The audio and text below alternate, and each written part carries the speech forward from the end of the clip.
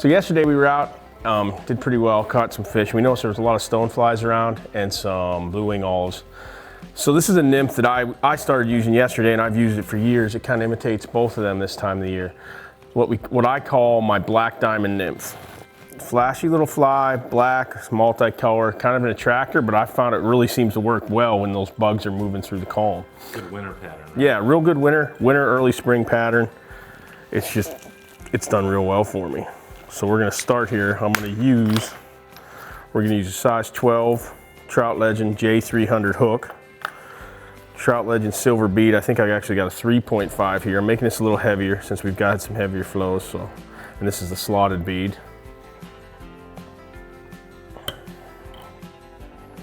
Get that in the vise. Now, when did you come up with this pattern? I came up with this pattern, well, it's kind of interesting. I basically was looking for a pattern to cover this time period and want something that was a little different. And there were some guys out there that were saying, oh, you want black for blue wing olives and stuff. And I was like, I never really thought of it, but I kind of just had these materials and went with it, and it really has worked out for me. So we're gonna go ahead and get that thread started on there. Is this one that you tied and we used in a couple competitions? No, this is actually near the end of our... There was a version of it though, a brown one. There was. It's very similar to that, the one that I used to call like the A-Saver. But no, this is very similar. So the first thing I'm doing here is I'm actually building up a thread dam to kind of lock that bead in the front. Cover that whole shank.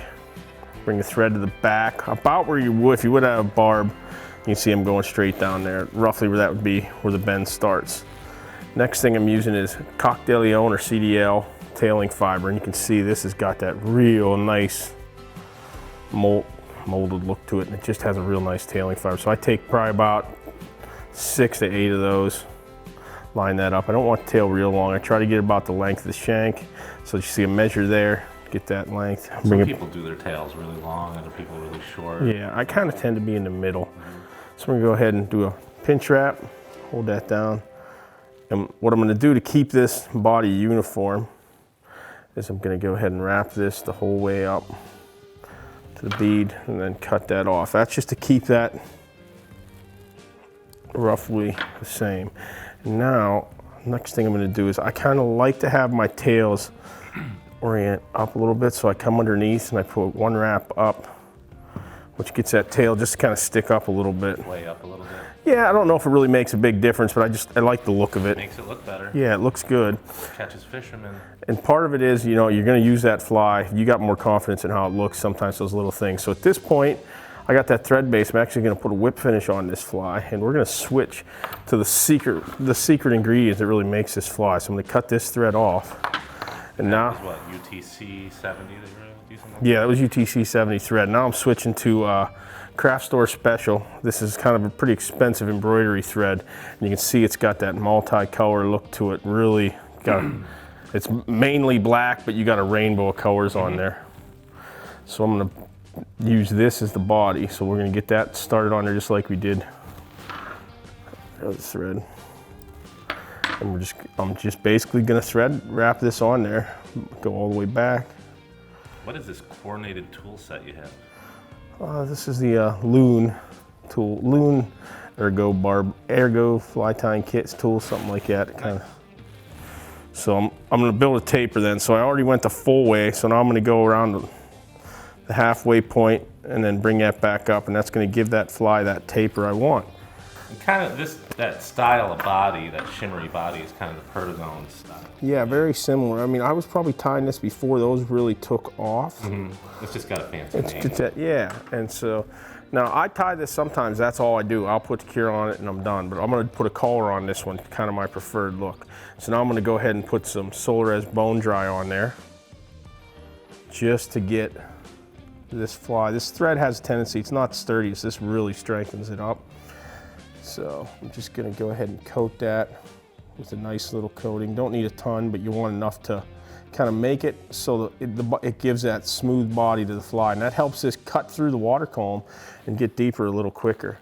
So we'll go ahead and hit that with the light, cure that, spin that around a few seconds, And that's good and solid. Now for the collar, we're gonna go back to our regular thread here. Start that on that hook. Start that on that hook and go right over top that. And we're good to go. And we're ready now to go ahead and take the collar. And the technique I'm gonna use here is I'm just gonna kind of lightly dub this on. And I'm using like a black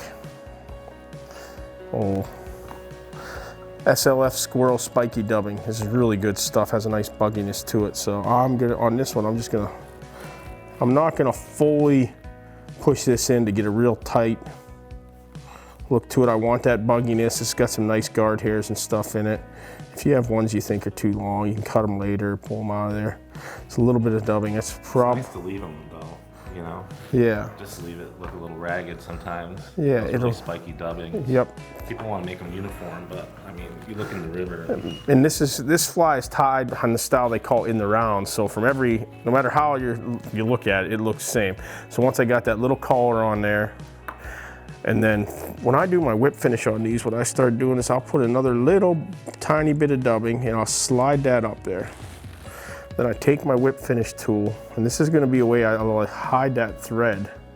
So 1, 2, 3. So that hides that thread. So now your whip finish is underneath that dubbing, gives it that real clean look. You may have to do a little trimming on here. We're gonna cut that thread. I like the look of that there. It's got that nice little bugginess to it. Mm-hmm. That looks good. The silver bead. Yeah, Big gap on that hook. Clean little fly. Nice little tie. Yep. Works well. Looks like a lot of things, and that's a lot of my nymphs that I tie. Don't need to be real crazy with it. I like they didn't go overboard on the tail too. I think that makes a big difference. Yeah, it definitely does. And I think that too allows. It's not necessarily about all the look per se, but it's sink rates, getting that fly in the zone where those fish are at quick. Nice. So that is Mark's Black Diamond Nymph.